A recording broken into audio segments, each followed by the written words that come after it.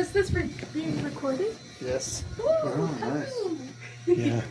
Hello. Grandpa Cope took me and my two brothers prospecting once up into the Pinal Mountains just south of Globe, but way up, the high peaks. And Lamar and Lanny drove me in the pickup up there. Grandpa had given us a map where to go, and he was already up there at his claim. He was doing the things you have to do to file a claim.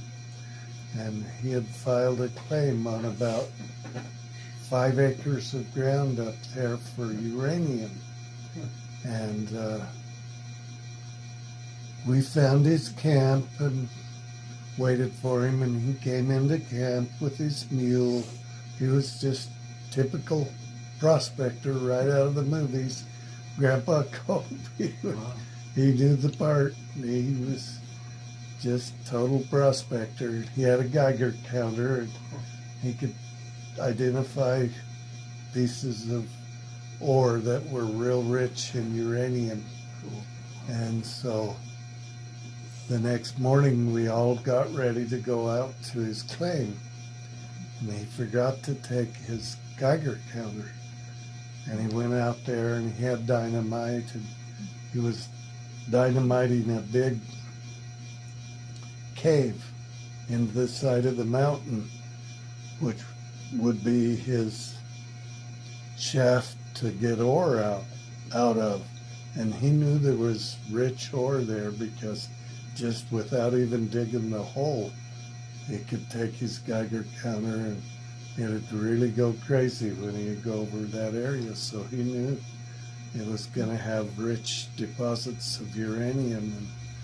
But we got up there and Grandpa was blasting away with his dynamite, and he stopped and he said, "I forgot my Geiger counter. It's back at the camp." He said, "Larue, come hop on this mule. Go back to the camp. Get my Geiger counter." I said, "I don't even know the way." And it's like 2 or 3 miles. Oh, wow. And he said, "Oh, the mule knows the way. It'll take you back, and it'll wait for you while you get whatever you need. And just, you find my Geiger counter, it's in the tent, and it looks like," and he described it. And I still thought, this is crazy. I'm going to get on a mule and trust that mule to ride on the edge of these canyons that go straight down forever and take me back to a certain spot that I've never been to in my life. And I was 8 years old. Oh, wow. And Wow. maybe 9. And so he said, "No, trust me, that mule knows the way. It's as smart as any of us. It knows exactly what to do." So I got on this mule and thinking, boy, this might be the end of my life. That mule took me along these very precarious trails, but it never missed a step, and took me back to his camp and waited for me. I climbed off. I had to get on a picnic bench and just stand up high enough to get up back on it.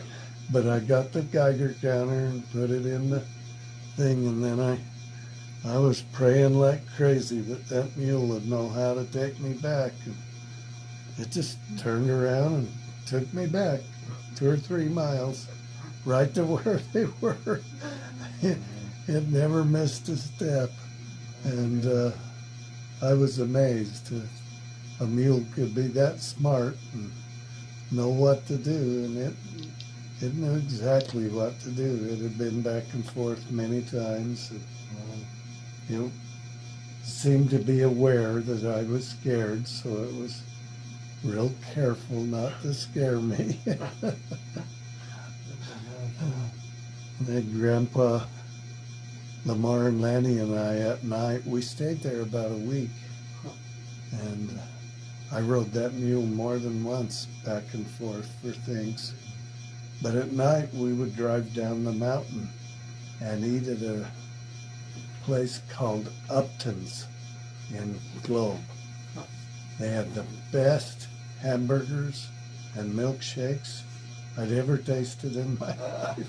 We loved eating there, and then we'd drive back up. It was fantastic. That was a fun experience. I got to be a prospector. Was he successful, and was Grandpa Cope successful in finding much uranium? Yeah, that's the rest of the story. He gave me several pieces of it, Wow. real rich pieces. Huh. And he filed his claim, and a uranium mining company bought it from him. Wow. They paid him $5,000, which was a small fortune in those days. That was 75 years ago, or Right. close to it. And they paid him for the claims, and I kept several chunks of Wow. uranium ore, real rich uranium ore. Well, as the years went by, I never paid any attention to it. I kept it in a metal ammunition box, just loose. Those rocks, they were black, real hard rocks, and kind of shiny, glistening. But I started to have shoulder trouble Huh. when we moved here, and it got really serious to where I couldn't lift my arms. And a friend of ours named Jennifer knows him. He was from Lakeside that built our cabin, and he also built this porch. Oh, Borrego. Borrego. Jimmy Borrego. Jimmy Borrego was here. Mom decided to add this porch on to the house. And so I got to know Jim Borrego, and I was telling him how my shoulders ache. And he said, "You need to go see Dr. So-and-so out in the hills, northeast of Snowflake." And just out in the middle of nowhere there, she had a little clinic. But she specialized in chemical poisoning. Oh, wow. And she would check your blood, and she could tell what chemicals you had a problem with. And when she got my report, it said, "You have uranium poisoning." Wow. And it was from those rocks I had saved for 40 some odd years. Wow. I'd taken them everywhere we went. She said, "You go home and get rid of those rocks." Where were you saving them? I had them right underneath our bed in a metal ammo box. That's amazing.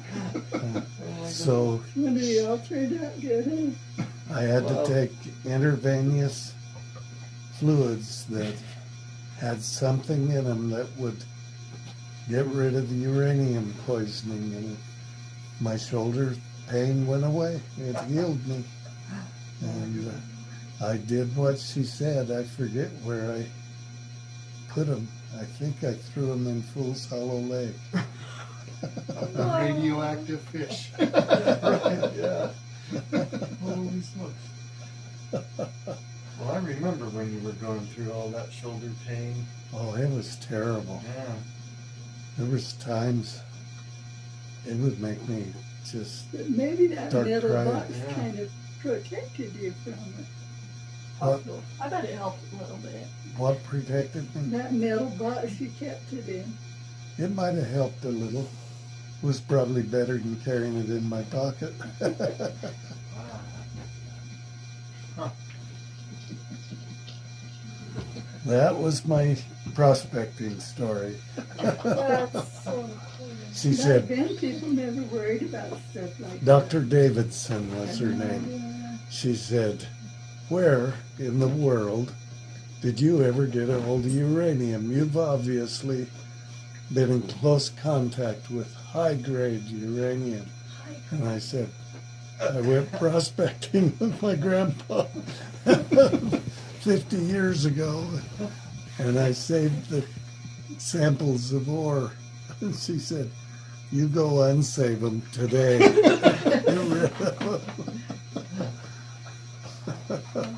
That's crazy. Have you ever heard of radium or radium girls? Uranium girls? Yeah, I've heard of it. Oh, so basically, back in 1920s, or they were making clocks for World War I, and they made a paint with uranium because it glows in the dark and makes everything green.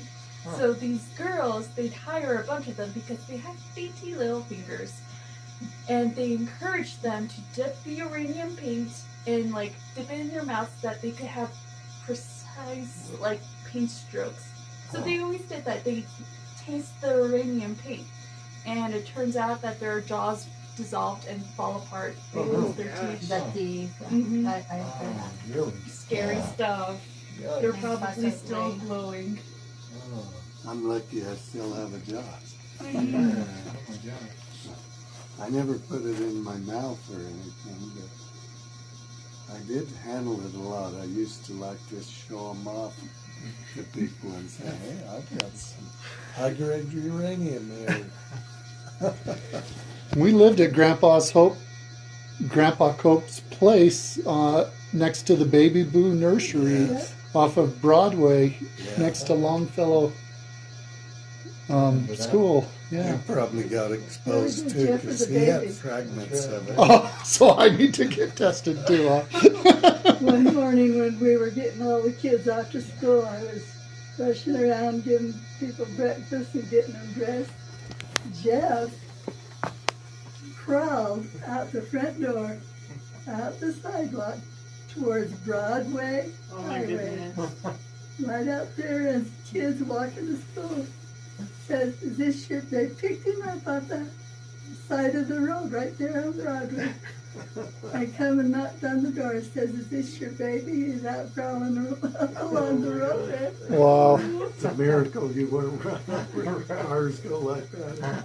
Oh my gosh. And the traffic was horrendous on that road. Wow. That was nice video. Exactly like Ariel. I remember that day clearly.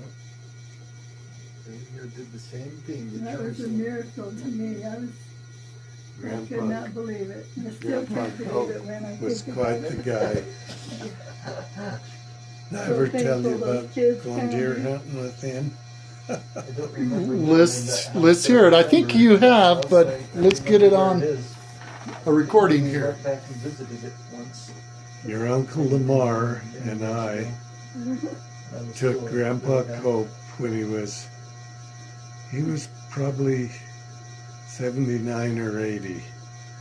We took him deer hunting to China Peak in the Galuro Mountains between Mount Graham and Benson, Arizona. There's a range of mountains called the Galuros, and it was said to be a great place for mule deer, and so that's where we went. And we happened to camp kind of in the low hills, not in the high hills of the Galuros, and there was a big canyon there. We had to go across that canyon and then climb up the other side to hunt where the deer were. We happened to camp right next to the Merrill boys from St. David, Arizona. And they were all our first cousins, and first and second cousins. And Grandpa was old, and he said, I can't go over there with you hunting. I'll just kind of hunt from camp here.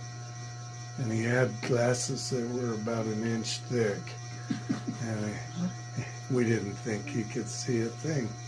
And so we went, Lamar and I went on foot, and we went probably 15 miles into the Galuros, and sure enough, we ran into a huge herd of mule deer. And Lamar shot one right off the bat. He caught a buck, and I shot at one. When I did, it seared off the firing pin on the rifle I was using. So my rifle was useless. And Lamar was cleaning his deer, and I said, "Let me have your pistol." Oh yeah, it hit the buck, even though it seared off I couldn't fire again. But I'd hit a buck and it was wounded. I said, "Give me your pistol." He had a .22 pistol.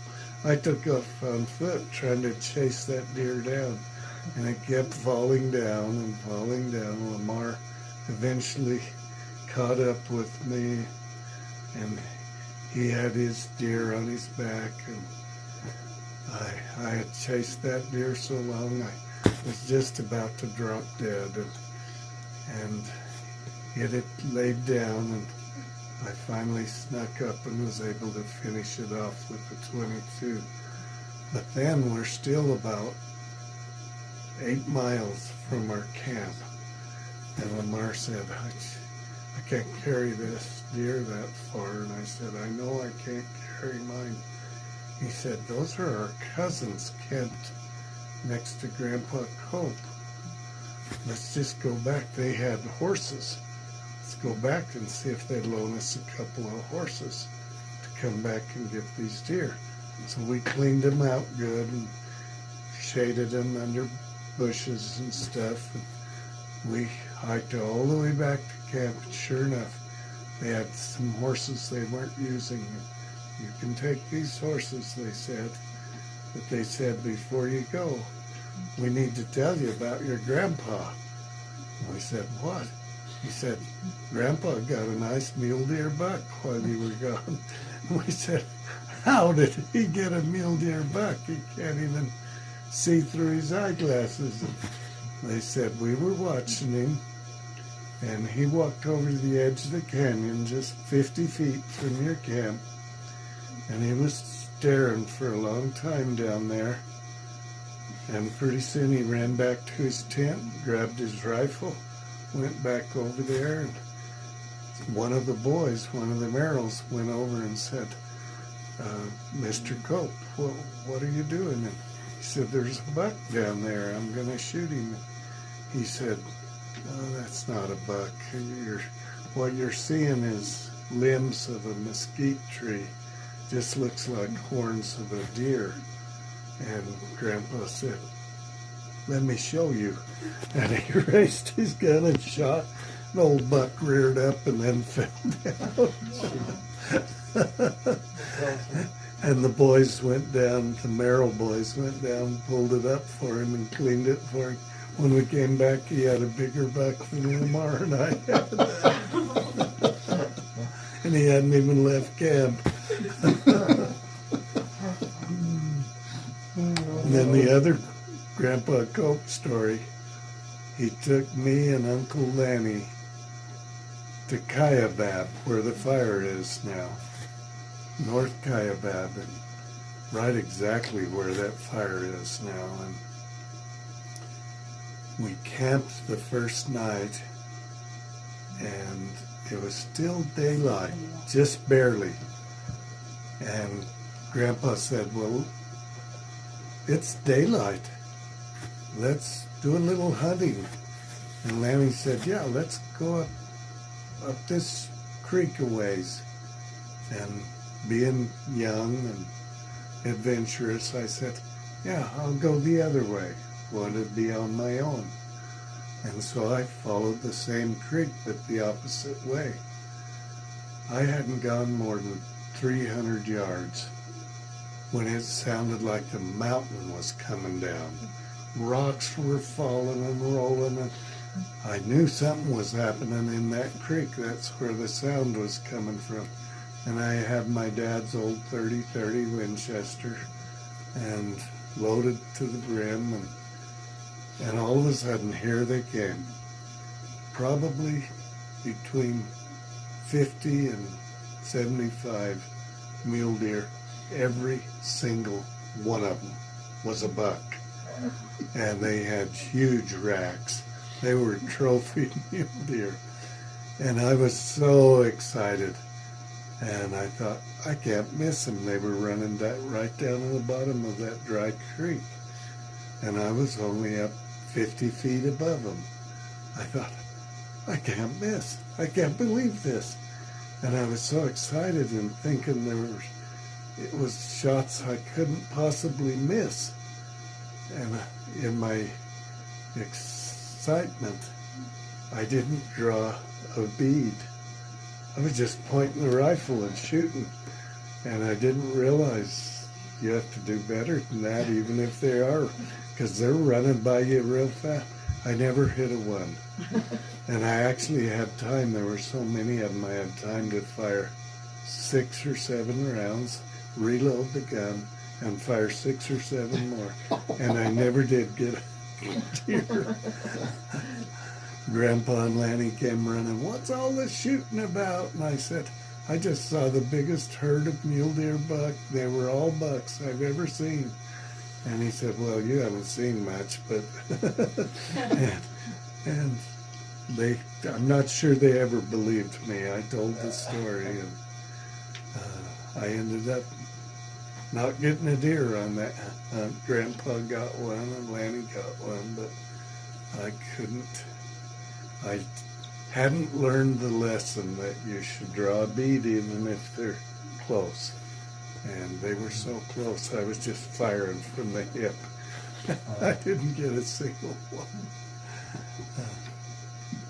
On the way there, though, the funniest part of the whole trip, we had just left Flagstaff and started on that long old road that goes clear up to Lee's Ferry and then turns and goes up into the Kaibab. It takes about 2.5 hours to make that trip. And Grandpa, with his inch-thick glasses, was driving our old Chevy pickup, and I was sitting in the middle. Lanny was on the right side.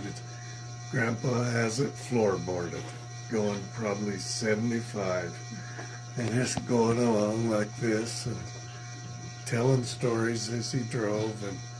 And all of a sudden, off to our left, just out in the prairie there, was a herd of wild horses, probably maybe as many as 100.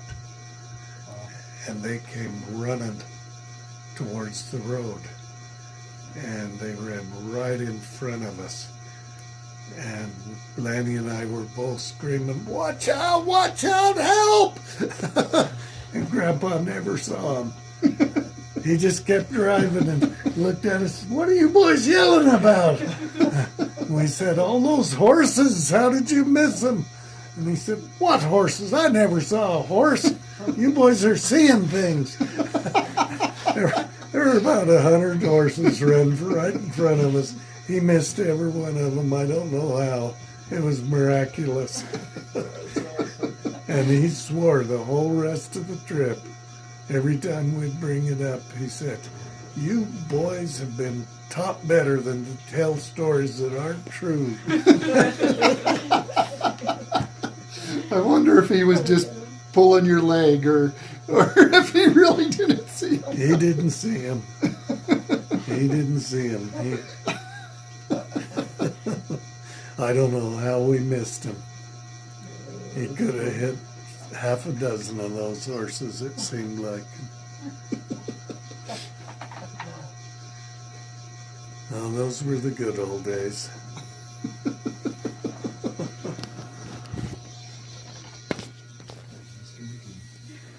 My Uncle Carlton went up there once to Kaibab, and he shot a big buck. And he was real excited, and he went over to slit its throat and let it bleed out, and then he was going to clean it. But he straddled it and pulled the antler back like this, and he got up and took off with him. Took him on about a 300-yard run. Oh my goodness. He was trying to cut its throat as it was running along. He finally got it.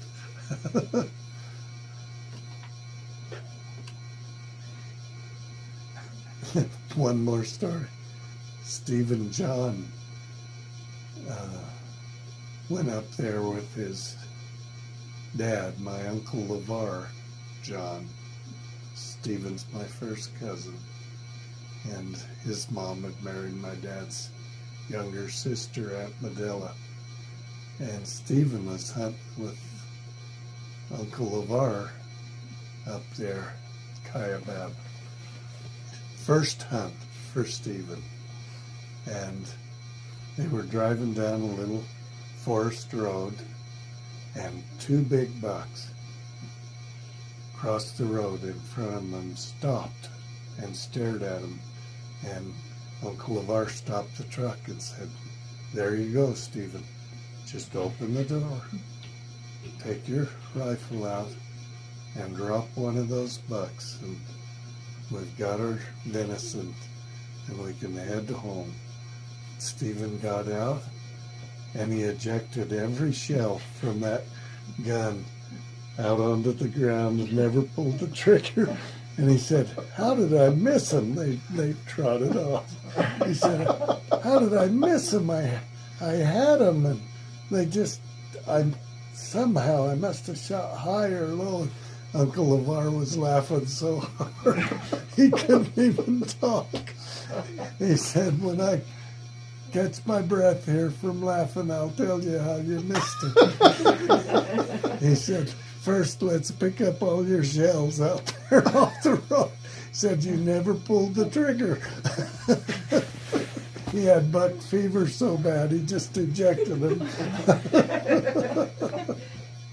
Well, I laugh about that, but I've done the same thing. I remember the first time you took me deer hunting on Mount Graham.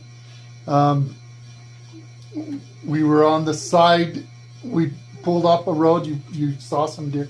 You're always able to see a deer from the corner of your eye on Mount Graham somehow. Yeah. And you saw one up on the side of this hill. You know, it's kind of a little valley between two real big hills, and it was a pretty meadowed type of an area, and it was going across there, and we got out of the cars, and I was using a cool lever action 30-30, I think it was. And so I jack one and I watch my bullet go out.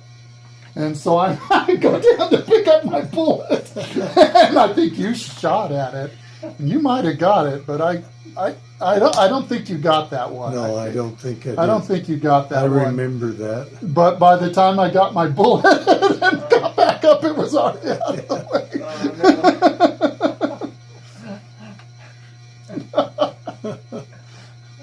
I got a deer one year up Mary Hilda Canyon, and the next week I took some of my colleagues from Family Services, Dennis Irving and a couple others, up there to hunt because they were all over up there. I couldn't shoot one because I'd already used my tag. And right off the bat, we got right where I knew we'd see them. And two bucks ran out right in front of us, not more than 60 or 70 yards away. And I said, "Okay, guys, there you go. All you got to do is take careful aim and shoot him." And so I was waiting and waiting, watching the deer, waiting and waiting. Finally I said, "Why aren't you guys shooting?" And I think they were pulling the triggers, but they never put a shell in the chamber. They were going, and nothing was happening. Finally the two deer just walked away, calm as could be.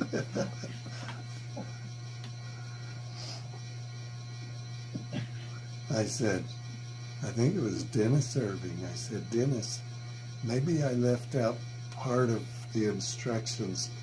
You're supposed to put a shell in the chamber and aim at the deer and pull the trigger."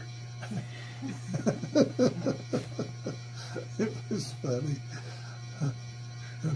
But buck fever and those guys had never hunted anything in their lives. It's a real thing. You absolutely don't know what you're doing. There's a big buck or something in front of you.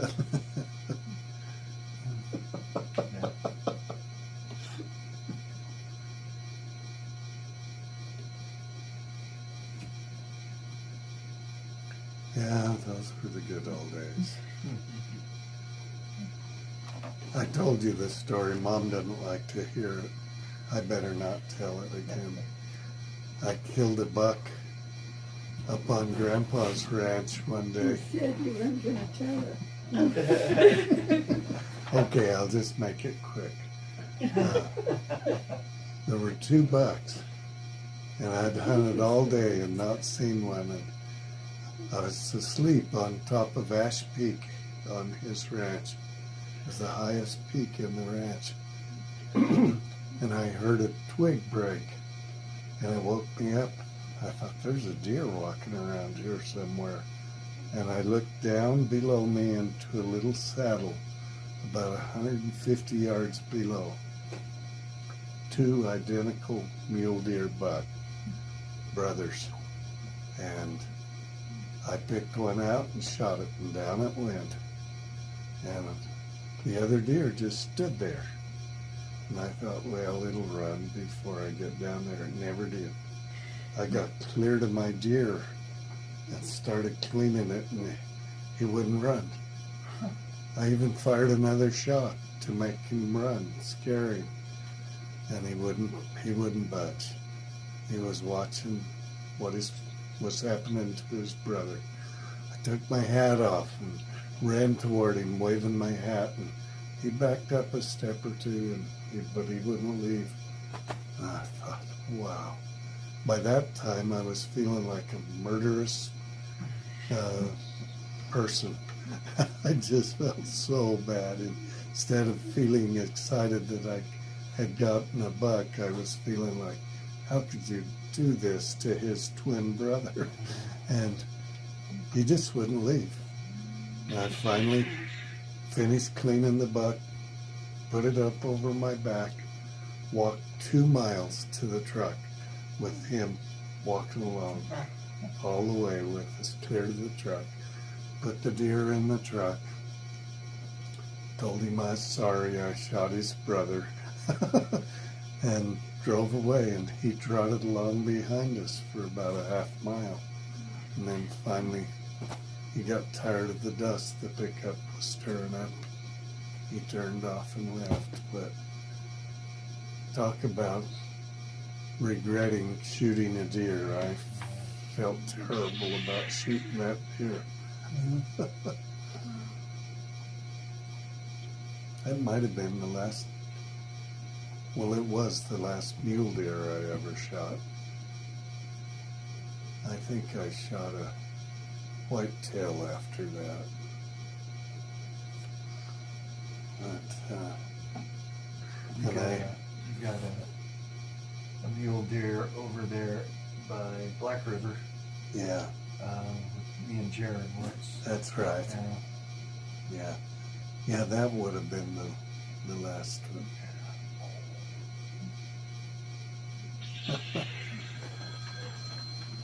I'm kind of through hunting though.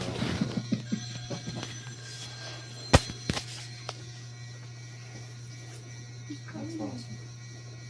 No, I was trying to turn my finger.